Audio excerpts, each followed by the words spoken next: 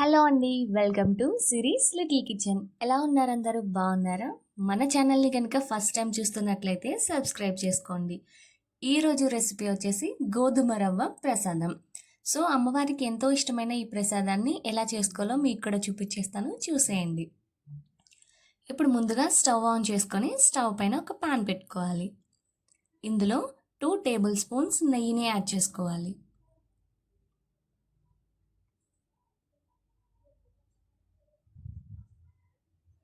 So ఈ విధంగా నెయ్యిని యాడ్ చేసుకున్న తర్వాత ఇందులో కొద్దిగా కిస్మిస్ను యాడ్ చేసుకోవాలి. ఇలా కిస్మిస్ను యాడ్ చేసుకొని ఒకసారి బాగా ఫ్రై చేసుకోవాలి.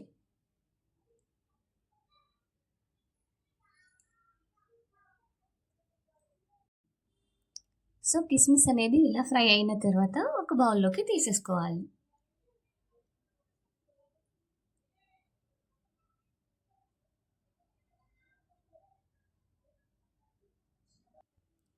ఇలా తీసుకొని పక్కన పెట్టుకున్న తర్వాత ఇదే ప్యాన్లో కొద్దిగా జీడిపప్పు పలుకులను యాడ్ చేసుకోవాలి. ఇలా ఈ జీడిపప్పును కూడా బాగా ఫ్రై చేసుకొని ఒక బౌల్లోకి తీసుకొని పక్కన పెట్టుకోవాలి.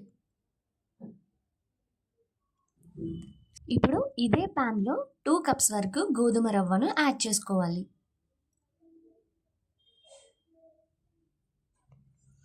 ఇలా గోధుమ రవ్వను యాడ్ చేసుకున్న తర్వాత లో ఫ్లేమ్లో 5 to 6 మినిట్స్ వరకు బాగా రోస్ట్ చేసుకోవాలి. ఇలా కంటిన్యూస్గా కలుపుకుంటూ మనం రోస్ట్ చేసుకోవాలి.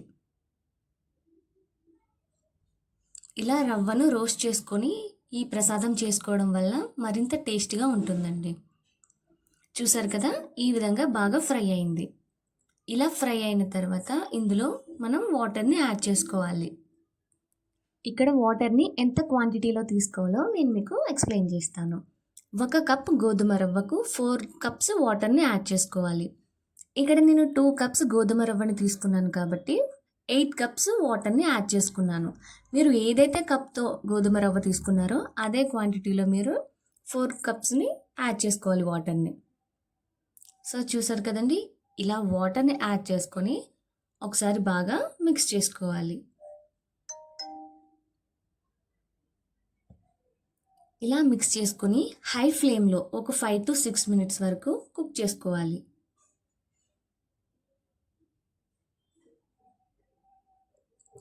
చూసారు కదండి, 5 to 6 మినిట్స్ తర్వాత ఈ విధంగా బాయిల్ అవుతుంది. ఇప్పుడు ఒకసారి బాగా కలుపుకొని మరొక 5 మినిట్స్ హై ఫ్లేమ్లో కుక్ చేసుకోవాలి. సో ఇలా చిక్కబడిన తర్వాత మనం ఫ్లేమ్ను మీడియంలోకి అడ్జస్ట్ చేసుకోవాలి. ఇలా మీడియం టు లో అడ్జస్ట్ చేసుకుంటూ ఈ కన్సిస్టెన్సీ అనేది థిక్గా అయ్యే వరకు మనం కుక్ చేసుకోవాలి. సో చూసారు కదండి, ఈ విధంగా కొంచెం థిక్గా అయిన తర్వాత ఇందులో 1 కప్ బెల్లంను యాడ్ చేసుకోవాలి. ఇప్పుడు బెల్లం బాగా కరిగేంత వరకు మనం కలుపుకోవాలి.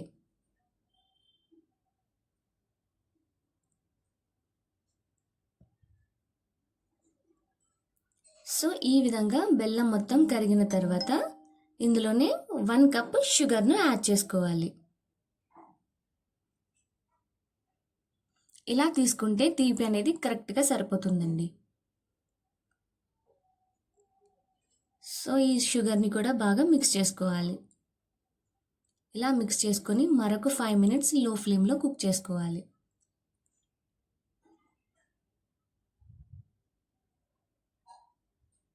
ఇలా 5 మినిట్స్ తర్వాత ఇందులో కొద్దిగా యాలకుల పొడిని యాడ్ చేసుకోవాలి. ఈ యాలకుల పొడి వేయడం వల్ల ఈ ప్రసాదం టేస్ట్ మరింత రెట్టింపు అవుతుందండి.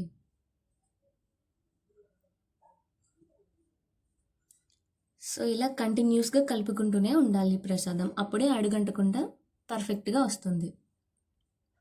ఇప్పుడు ఇందులో మనం ముందుగానే ఫ్రై చేసి పెట్టుకున్న జీడిపప్పు అండ్ కిస్మిస్లను కూడా యాడ్ చేసుకోవాలి. ఇలా యాడ్ చేసుకొని ఒక 2 to 3 మినిట్స్ బాగా ఫ్రై చేసుకోవాలి. ఇప్పుడు ఇందులోనే 2 టేబుల్ స్పూన్స్ నెయ్యిని యాడ్ చేసుకోవాలి.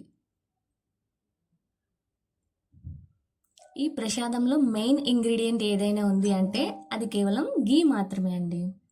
సో ఇది ఎంత ఎక్కువ యాడ్ చేసుకుంటే టేస్ట్ అనేది అంత బాగుంటుంది. సో నేనైతే ఇలా 2 స్పూన్స్ యాడ్ చేసుకొని బాగా మిక్స్ చేసుకున్నాను. ఇలా లో ఫ్లేమ్లో మరొక 2 to 3 మినిట్స్ వరకు మనం బాయిల్ చేసుకోవాలి ఇలా. సో చూసారు కదండి, కన్సిస్టెన్సీ అనేది ఈ విధంగా థిక్గా అయిపోయింది. సో ఈ కన్సిస్టెన్సీ వచ్చిన తర్వాత మనం స్టవ్ ఆఫ్ చేసుకోవాలి.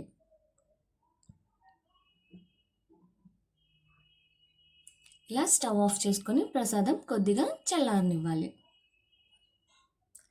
ఇలా చల్లారిన తర్వాత ఈ ప్రసాదంను ఒక బౌల్లోకి ట్రాన్స్ఫర్ చేసుకోవాలి.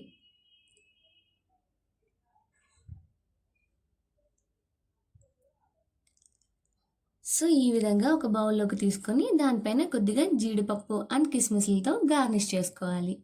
అంతే అండి, అమ్మవారికి ఎంతో ఇష్టమైన గోధుమ రవ్వ ప్రసాదం రెడీ అయిపోయింది. ఇలా మీరు ఎప్పుడైనా అమ్మవారికి నైవేద్యం పెట్టాలనుకుంటే ఈ విధంగా ప్రసాదం చేసి చూడండి. Thanks for watching.